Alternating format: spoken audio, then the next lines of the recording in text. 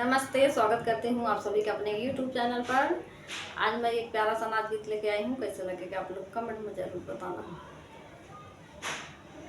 निदिया से तनी जागा हमार पिया, निदिया से तनी जागा हमार पिया,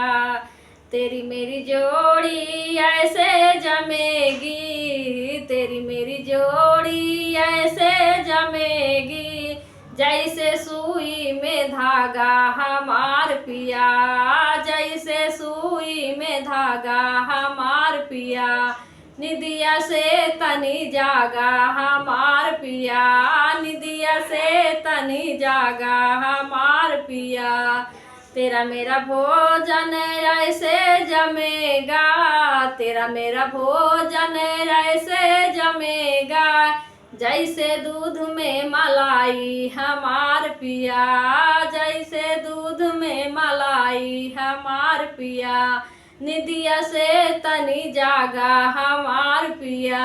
निदिया से तनी जागा हमार पिया, तेरा मेरा बिस्तर ऐसा लगेगा, तेरा मेरा बिस्तर ऐसे लगेगा, जैसे गद्दा पे तकिया हमार पिया, जैसे गद्दा पे तकिया हमार पिया, निदिया से तनी जागा हमार पिया, निदिया से तनी जागा हमार पिया,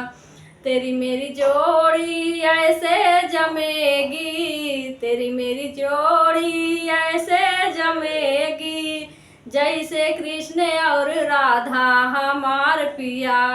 जैसे कृष्ण और राधा हमार पिया, निदिया से तनी जागा हमार पिया, निदिया से तनी जागा हमार पिया।